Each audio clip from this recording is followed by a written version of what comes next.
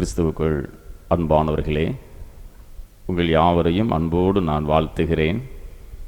இந்த பெரிய வாரத்திலும் செவ்வாய்க்கிழமையிலும் ஆண்டவருடைய வார்த்தையை கேட்கும்படியாக நாம் யாவரும் அமர்ந்திருக்கிறோம்.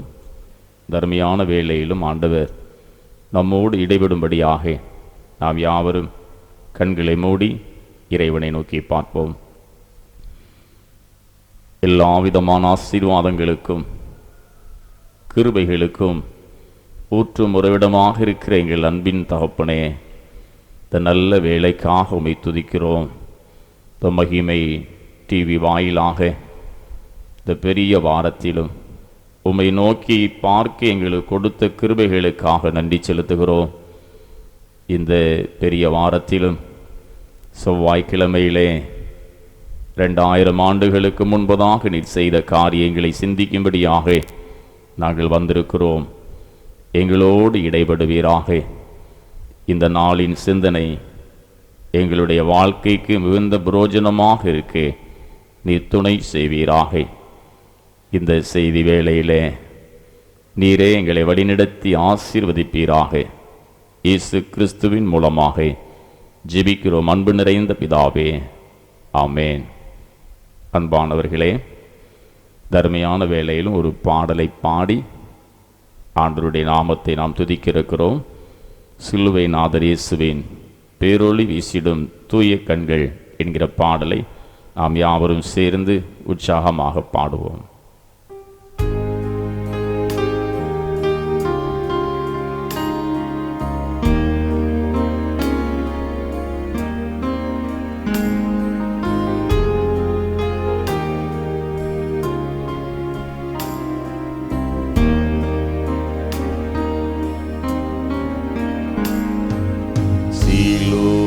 நாதர் இயேசுவின் பேரொளி வீசிடும் தூய கண்கள் என்னை நோக்கி பார்க்கின்றன, தம் காயங்களையும் பார்க்கின்றன. என்னை நோக்கி பார்க்கின்றன, தம் காயங்களையும் பார்க்கின்றன. சிலுவை நாதர் இயேசுவின்.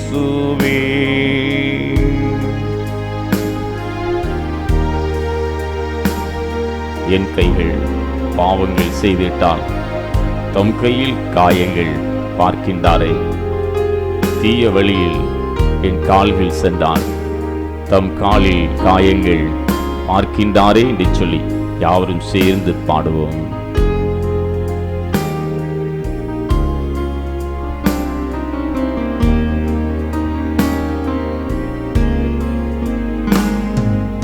என் கைகள் பாவங்கள் செய்திட்டார், தம் கையின் காயங்கள் பார்க்கின்றாரே.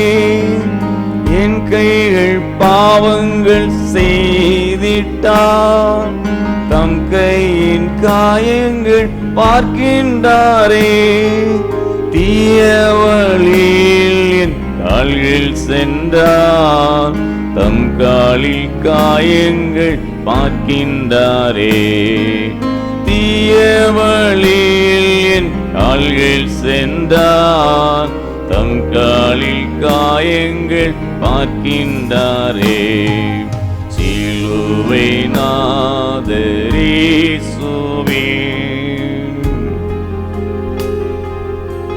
திட்டுள்ள என் இதயம் கொண்டால் ஈட்டி பாய்ந்த நெஞ்சம் நோக்குகின்றார். வீண் பெருமை என்னில் இடம் பெற்றால் முள்முடி பாத்திட ஏங்குகிறார் என்று சொல்லி அவரும் சேர்ந்து பாடுவோம்.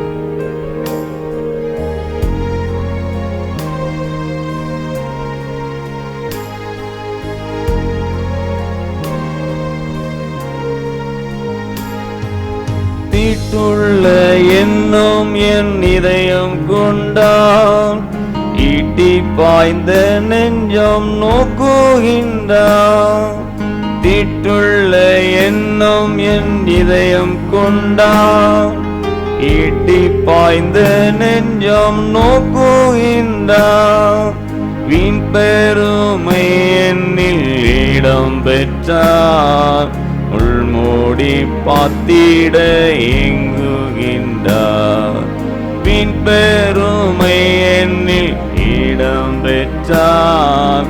உள்மூடி பார்த்திட ஏங்குகிறார். சிலுவை நாதர் இயேசுவே. திருந்திடாம் பாவிக்காய் அழுகின்றார். வருந்திடாம் பிள்ளைக்காய் கலங்குகின்றார்.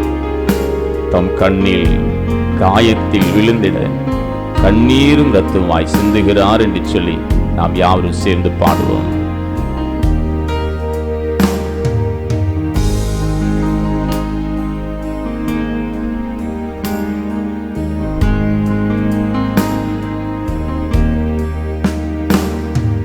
திருந்திடா பாவிக்காய் அழுகின்றார். வருந்திடா பிள்ளைக்காய் கலங்குகின்றார். திருந்திடா பாவிக்காய் அழுகின்றார். வருந்திடா பிள்ளைக்காய் கலங்குகின்றார். தம் கண்ணில் காயங்கு விழுந்திலே கண்ணீரும் இரத்தமும் சிந்துகிறார். தம் கண்ணில் காயத்தில் விழுந்திட கண்ணீரும் இரத்தமும் சிந்துகிறார். சிலுவை நாதர் இயேசுவே.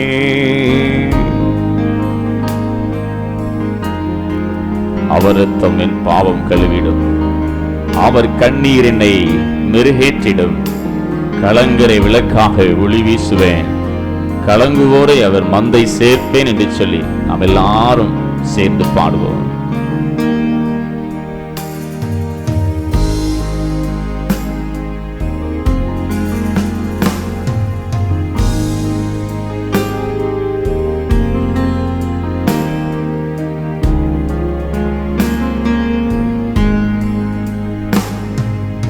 அவரத்தம் என் பாவம் கழுவிடோ.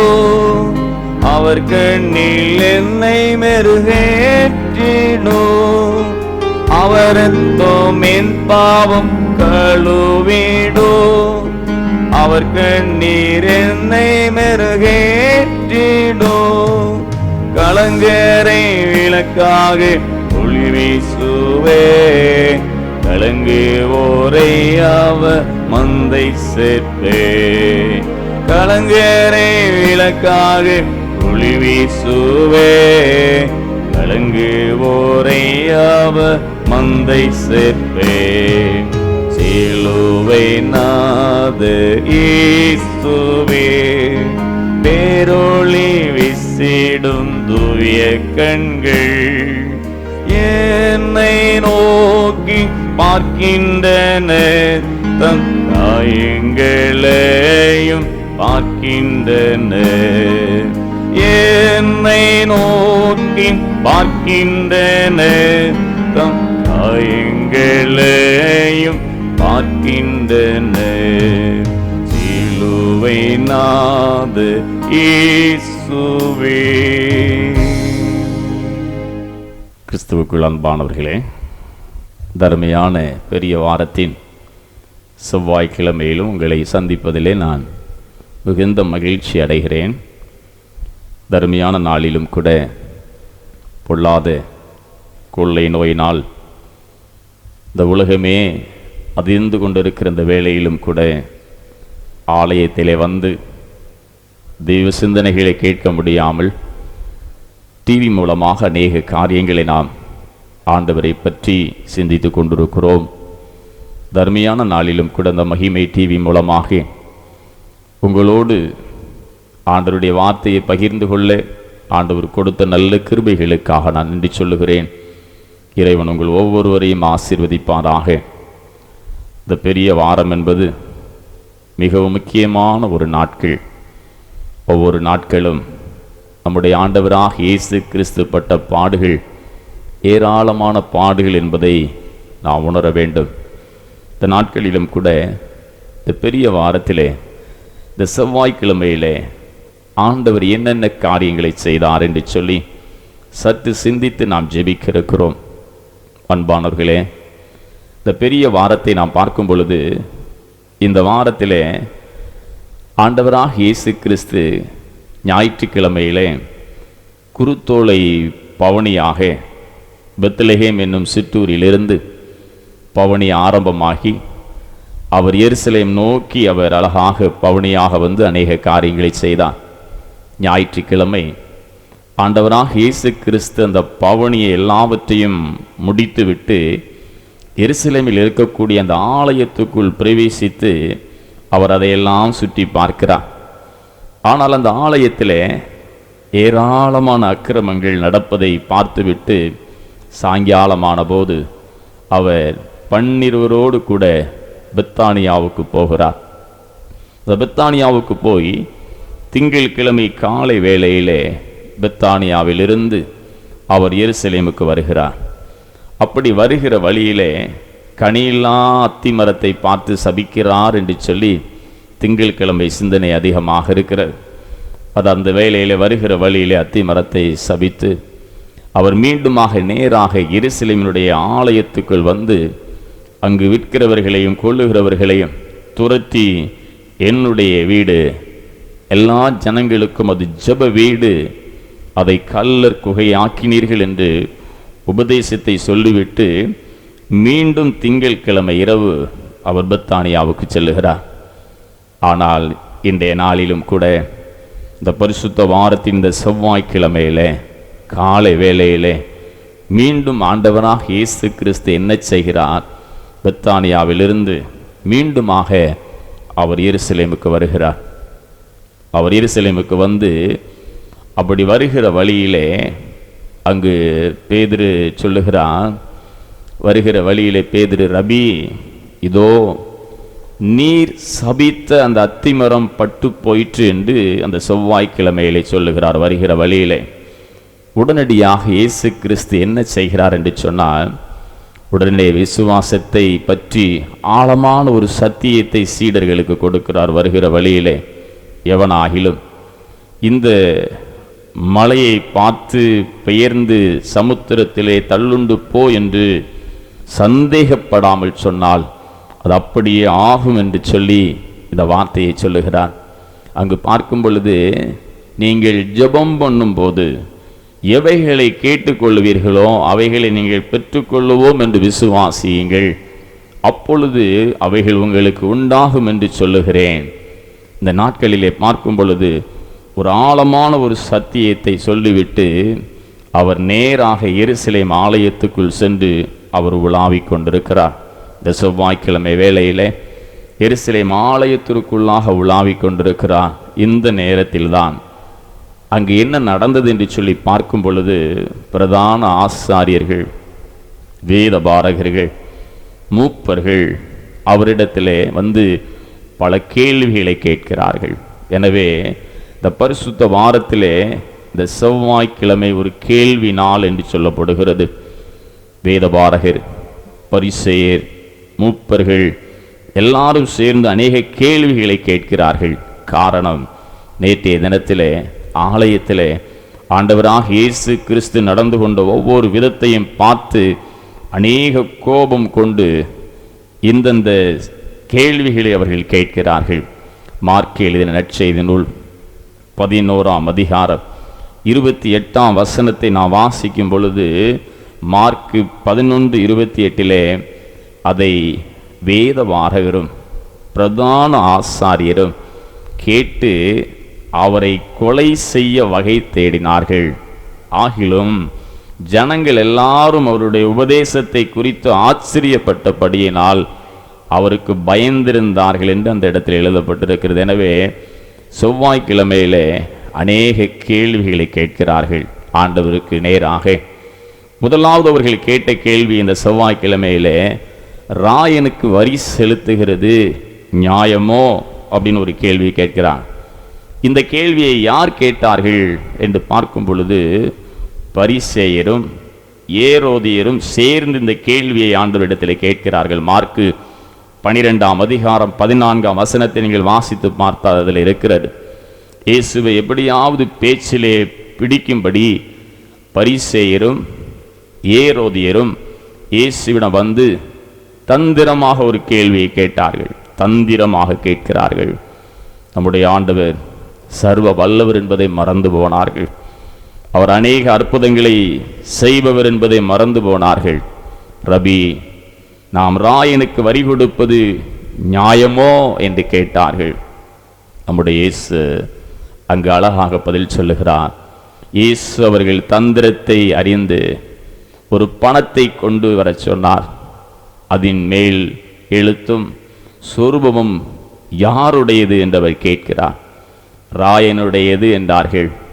அப்பொழுது ராயனுடையதை ராயனுக்கும் தேவனுடையதை தேவனுக்கும் செலுத்துங்கள் என்றார். அந்த நாட்களிலே யூதர்கள் ரோம ஆட்சியை அதிகமாக வெறுத்தார்கள் என்பதை நாம் புரிந்து கொள்ள வேண்டும். ரோம ஆட்சியை வெறுத்தார்கள். இயேசுவும் வரி கொடுப்பது சரி என்று கூறினால் மக்கள் அவரை வெறுக்கும்படி செய்துவிடலாம். வரி கொடுப்பதை தவறு என்று கூறினால் ரோம அரசிடம் கூறி கொலை செய்து விடலாம் என்று எண்ணி இப்படி கேட்டார்கள். ஆனால் இயேசு ஞானமாக இந்த பரிசுத்த வாரத்தின் செவ்வாய்க்கிழமையிலே அவர் பதில் அளித்தார் என்பதை புரிந்து கொள்ள வேண்டும். மார்க்கில் நற்செய்தி நூல் 12ஆம் அதிகாரம் 17ஆம் வசனத்தை வாசித்து பார்க்கும் பொழுது, ராயனுடையதை ராயனுக்கும் தேவனுடையதை தேவனுக்கும் செலுத்துங்கள் என்றார். அவர்கள் அவரை குறித்து ஆச்சரியப்பட்டார்கள். நாட்களிலும் கூட நம்முடைய ஆண்டவர் ஞானம் உள்ளவர், நம்முடைய ஆண்டவர் எல்லாவற்றிற்கும் மேலானவர் என்கிற ஒரு காரியத்தை புரிந்து கொண்டு அந்த கேட்ட கேள்விக்கு இவ்வளவு ஞானமாக பதில் சொன்னார் என்று சொல்லி இந்த நாட்களில் நாம் அதிகமாக சிந்திக்க வேண்டும். ஆண்டவரை எப்படியாவது குற்றம் கண்டுபிடிக்க வேண்டும் என்று அநேக காரியங்களை செய்தார்கள். அவர் ஞானமாக நடந்து கொண்டார். அதே செவ்வாய்க்கிழமை வேளையிலே இரண்டாவது ஒரு கேள்வியை கேட்கிறார்கள். அங்கு சொல்லப்பட்டிருக்கிறது, சதுசேயர் வந்து இந்த கேள்வியை கேட்கிறார்கள். அவர்களில் எவனுக்கு அவள் மனைவியாயிருப்பாள்? அவர்களில் எவனுக்கு அவள் மனைவியாயிருப்பாள்? ஒரு கேள்வியை கேட்கிறார்கள். சதுசேயர்கள் வந்து மார்க்கு எழுதின நற்செய்தி நூல் 12ஆம் அதிகாரம் 23ஆம் வசனத்தில் அந்த கேள்வி இருக்கிறது. சதுசேயர் இயேசுவிடம் வந்து ஒரு பெண்ணை 7 பேர் திருமணம் செய்திருக்கிறார்கள். 7 பேரும் மரித்து போனார்கள். இறுதியில் அவளும் மரித்து போனாள். உயிர்த்தெழுதல் நாளிலே அவள் யாருக்கு மனைவியாயிருப்பாள் என்று சொல்லி சதுசேயர் வந்து இயேசுவினிடத்தில் இந்த பெரிய வாரத்திலே செவ்வாய்க்கிழமையில் இந்த கேள்வியை கேட்கிறார்கள். ஆனால் சதுசேயர் என்பவர்கள் யார்? ஒரு கேள்வி. சதுசேயர் என்பவர்கள் யார் என்று சொல்லி பார்க்கும் பொழுது, தாவீதின் காலத்தில் இருந்த பெரிய ஆசாரியனாகிய சாதோக்கு, பெரிய ஆசாரியன் அவன்தான். அந்த சாதோக்கு என்பவர்களின் பெயரை கொண்டு இவர்கள் தங்களுக்கு சதுசேயர் என்கிற ஒரு பெயரை வழங்கி கொண்டார்கள். இவர்கள் மரணத்திற்கு பின் உயிர்த்தெழுதல் உண்டு என்பதையும் தேவதூதர்கள் உண்டு என்பதையும் மறுப்பவர்கள் என்பதை நாம் புரிந்து கொள்ள வேண்டும். இப்படிப்பட்ட கேள்வியை இந்த சதுசேயர் கேட்கிறார்கள். ஆனால் இயேசு உயிர்த்தெழுதல் உண்டு என்று போதித்து வந்தார். இங்கு இயேசுவை பரிசேய செய்வதற்கு உயிர்த்தெழுதல் நம்பிக்கை இல்லாத சதுசேயர் இந்த கேள்வியை கேட்டதினாலே இந்த கேள்வியை கேட்டவர்களுக்கு இயேசு மிகவும் அழகாக மறு உத்தரவு கொடுத்தார். நம்ம எல்லாருக்கும் தெரியும். அவர் என்ன சொன்னார் என்று சொன்னார், ஆண் பெண் திருமணம் எல்லாம் இந்த உலகத்தோடு முடிந்து விடுகிறது. மறு உலகிலே அனைவரும் சமம். அங்கு திருமணம் இல்லை. அனைவரும் தேவ தூதர்களைப் போல இருப்பார்கள். அங்கு எல்லாரும் ஒரு தேவ தூதனைப் போல இருப்பார்கள். மேலும் உயிர்த்தெழுதல், மரணத்திற்கு பின் வாழ்வு உண்டு என்பதை பழைய ஏற்பாட்டில் இருந்தே அவர் சுட்டி காட்டு கொண்டிருக்கிறார். உயிர்த்தெழுதலுக்கு பின் ஒரு வாழ்க்கை உண்டு. தேவன் மோசேக்கு முட்செடியிலே காட்சி கொடுத்த போது அங்கு அழகாக சொல்லப்பட்டிருக்கிறது, நான் ஆபிரகாமின் தேவனும் ஈசாக்கின் தேவனும் யாக்கோபின் தேவனுமாகி உன் பிதாக்களின் தேவனாயிருக்கிறேன் என்றார். தேவன் இதை மோசேயிடம் கூறும்போது, மூவரும் உலகில் இல்லை, உயிர்த்தெழுதல் இல்லை என்றால் உன் பிதாக்களின் தேவனாயிருந்தேன் என்று கூற வேண்டும். அங்கு நாம் பார்க்கும் பொழுது நான் தேவனாயிருக்கிறேன் என்று அவர் நிகழ்காலத்திலே கூறுவதால் அவர்கள் உயிருடன் இருக்கிறார்கள் என்று அது பொருள்படுகிறது. நாமும் மறு உலகம் உண்டு என்பதை இந்த உலகத்திலே உணர்ந்து மகா பரிசுத்தமாக வாழ வேண்டும். நமக்கு ஒரு மறு உலகம் உண்டு, இந்த உலகத்திலே பரிசுத்தமாக வாழ்கிறவர்களுக்கு அங்கு பங்கு உண்டு என்பதை உணர்ந்த பிள்ளைகளாக இந்த செவ்வாய்க்கிழமை வேளையிலே நாம் அதிகமாக சிந்திக்க வேண்டும். மூன்றாவது ஒரு கேள்வியை கேட்டார்கள். ஆண்டவராக இயேசு கிறிஸ்துவிடத்திலே இந்த செவ்வாய்க்கிழமையிலே மூன்றாவது ஒரு கேள்வியை கேட்கிறார்கள். என்ன கேள்வி? கற்பனைகளில் பிரதான கற்பனை எது என்று சொல்லி கேட்கிறார்கள். இந்த கேள்வியை யார் கேட்டார்கள்? இந்த கேள்வி இயேசுவினிடத்தில் யார் கேட்டார்கள் என்று பார்க்கும் பொழுது வேத பாரகர் வந்து கேட்கிறார்கள். இயேசு தன்னிடத்தில் கேட்கப்பட்ட கேள்விகளுக்கு அவர் சரியாக பதிலளித்தார் என்பதை கண்ட ஒரு வேத பாரகர் இயேசுவினிடத்தில் வந்து கற்பனைகளிலெல்லாம் பிரதான கற்பனை எது என்று கேட்டார். இயேசு சொல்லுகிறார், அழகாக சொல்லுகிறார். இயேசு அவனுக்கு பிரயுத்தரமாக, கற்பனைகளிலெல்லாம் பிரதான கற்பனை எதுவென்றால் இஸ்ரவேலை கேள். அவர் அழகாக அன்றைக்கு சொன்னார், இஸ்ரவேலை கேள், நம்முடைய தேவனாகிய கர்த்தர் ஒருவரே கர்த்தர். உன் தேவனாகிய கர்த்தரிடத்தில் உன் முழு இருதயத்தோடும், உன் முழு ஆத்மாவோடும், உன் முழு மனதோடும், உன் முழு பலத்தோடும் அன்பு கூறுவாயாக என்பதே பிரதான கற்பனை. இதற்கு ஒப்பாயிருக்கிறது இரண்டாம் கற்பனை என்னவென்றால் என்று சொல்லிவிட்டு அழகாக சொல்லுகிறார், உன்னிடத்தில் அன்பு கூறுவது போல பிறனிடத்திலும் அன்பு கூறுவாயாக என்பதே இவைகளிலும் பெரிய கற்பனை வேறொன்றுமில்லை என்று சொல்லி அந்த செவ்வாய்க்கிழமையில் அந்த கேள்வி நாளில்தான் இதுவெல்லாம் பேசப்படுகிறது. அதற்கு அந்த வேத மாரகன், சரிதான் போதகரே, நீ சொன்னது சத்தியம் என்று இந்த வார்த்தையை சொல்லுகிறான். சரிதான் போதகரே, நீ சொன்னது சத்தியம் என்று இந்த வார்த்தையை அந்த வேத பாரகன் சொன்னதுனாலே அந்த வேத பாரகன் விவேகமாய் உத்தரவு சொன்னதை இயேசு கண்டு அவனை பாராட்டுறார். எப்படின்னா, நீ தேவனுடைய ராஜ்யத்திற்கு தூரமானவன் அல்ல அப்படின்னு அவனை ஒருத்தனை பார்த்து தான் ஆண்டவர் சொல்றார். அந்த செவ்வாய்க்கிழமை வேளையில அநேகர் கேள்விகளை கேட்டார்கள். ஆனால் இந்த வேத பாரகனுக்கு மட்டும் ஆண்டவராக இயேசு கிறிஸ்து சொன்ன வார்த்தை, நீ தேவனுடைய ராஜ்யத்திற்கு தூரமானவன் அல்ல. இதன் பிறகு ஒருவரும் அவரிடத்திலே யாரும் கேள்வி கேட்க துணியவில்லை. அன்பானவர்களே, இந்த நாட்களிலும் கூட ஆண்டவரிடத்தில் நம்ம எந்த கேள்வியும் கேட்கக்கூடாது. இறைவன் தான் பெரியவர், இறைவன் தான் எல்லாவற்றிற்கும் மேலானவர். நாமும் தேவனுடையதை தேவனுக்கும் ராயனுடையதை ராயனுக்கும் கொடுப்போம். மறு உலகு வாழ்வு உண்டு என்பதை நாம் உணர்ந்து வாழுவோம். தேவனிலும் மனிதரிலும் அன்பு கூர்ந்து நாம் நடப்போம். இன்றைய இழந்து காலங்களிலே கிறிஸ்துவின் பாடுகளை பார்த்து நாம் கண்ணீர் வெடிக்க வேண்டாம். நம்மை மீட்பதற்காகவே சிலுவையிலே தொங்கினார்.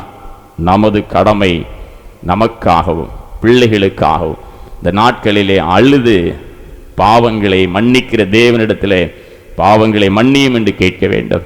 எருசலேம் வீதியிலே, எருசலேம் நகரிலே சொன்னார், எனக்காக அழாதீங்கள், உங்களுக்காக உங்களுடைய பிள்ளைகளுக்காக அழுங்கள்.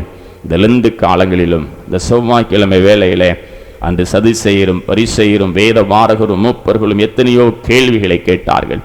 ஆண்டவர் எல்லாவற்றிற்கும் சரியாக பதில் சொன்னார். இந்த வேளையிலும் கூட நாம் வீணாக ஆண்டவரிடத்தில் எந்த விதமான காரியத்தையும் குறித்து முறுமுறுக்காதபடி, என் தேவனே என் பாவத்தை மன்னியும், அநேக பாவங்களை நான் செய்துவிட்டேன் ஆண்டவரே, பாவம் செய்கிற ஆத்துமா சாகும் ஆண்டவரே, நான் நித்திய ஜீவனை பெற்றுக்கொள்ள வேண்டும். இந்த லெந்து காலத்திலும் இந்த பெரிய வாரத்திலும் நான் அதிகமாக உம்மை நோக்கி பார்ப்பேன். இனி எந்த பாவத்திற்குள்ளும் என்னை நான் அடிமைப்படுத்த மாட்டேன், என்னை கழுவியருளும் என்று சொல்லி இறைவனிடத்தில் ஜெபிப்போம். இறைவன் பெரிய காரியங்களை செய்து நம்மை ஆசீர்வதிப்பாராக. யாவரும் கண்களை மூடி ஒரு விசை நாம் எல்லாரும் இறைவனை நோக்கி பார்ப்போம். ஆண்டவர் நம்மோடு பேசின இந்த நல்ல வார்த்தைகளை நம்முடைய மனக்கண் முன்பாக கொண்டு வந்து, என் தேவனே ஒரு விசை என்னை பலப்படுத்தும் அப்பா, என்னை பலப்படுத்தும் என்று சொல்லி இறைவனை நோக்கி பார்ப்போம். அந்தோ கல்வாரியில் அருமை இரட்சகரே சிறுமை அடைந்தே துங்குரா சிறுமை அடைந்தே துங்குரா